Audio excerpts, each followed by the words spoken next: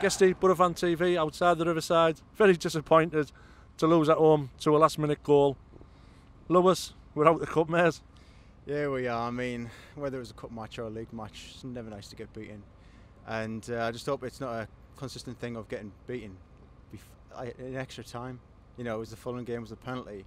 This one, it's I can't even remember it, to be honest. It went that quick. It was last minute in the bell, and well, the whistle went, and yeah, we're out of it. But I mean, we just got to look forward to going to here on Tuesday night against Sheffield Wednesday.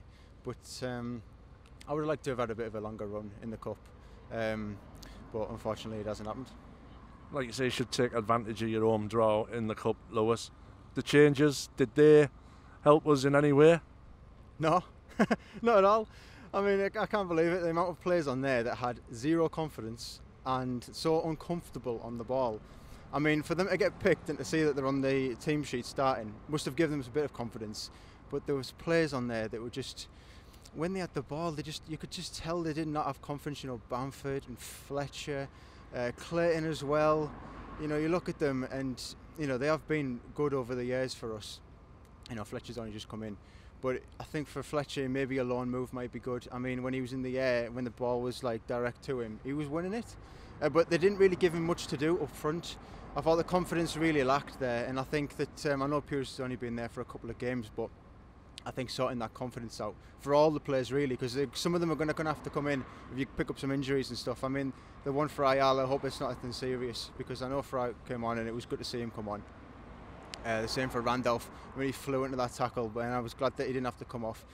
So there wasn't anything really to worry about going into the league games now. You know, it's disappointing coming out of the cup, but I thought defensively, I thought we looked all right, but we didn't really look like we were in any danger. The chances that they had, they went over the bar, they went wide, and it didn't look like we were brilliant in defence or poor. But I think going forward as well, we didn't really have any options.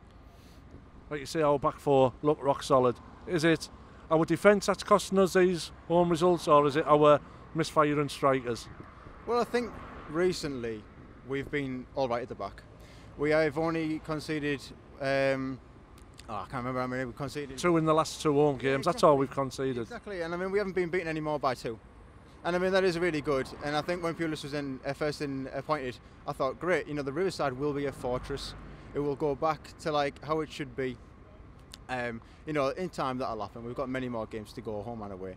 But I think going forward, I just think that whenever someone was on the ball, the players you could see that were available were hiding behind the Brighton shirt. I just couldn't get it. And I mean, when you're a midfielder, you should be looking forward and seeing at least 3 or 4 players coming towards you for you to have that pass. I mean, if you look at any of the top players that have played, you know, Premier League, Championship, they've got that ability to look forward and see that player run towards them. But our players were just hiding behind somebody else.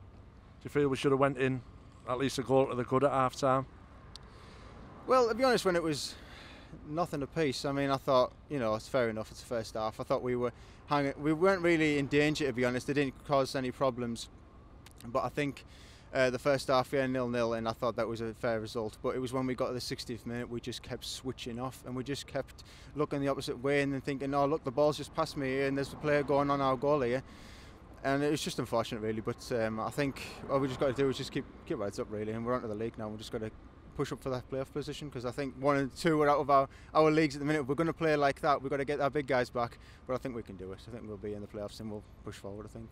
Who'll be the happiest manager tonight? Chris Houghton still being in the cup, or Tony Pulis being out the cup? Chris Houghton. I think I'd have to say, I know Tony really wanted a good cup run, and he got me going for it as well, to be honest, because normally I'm like, forget about the cup, let's go for the league.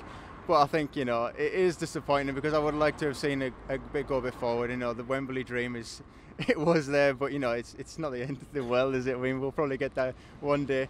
But yeah, I think Tony's just going to get the guys back together on the training pitch, and we're going to have to, because we've got Sheffield Wednesday coming up Tuesday night. It's going to be cold. I'm going to be back here again talking to you, and yeah, I think we'll be all right, to be honest. Lewis, thanks for coming on BoroFanTV.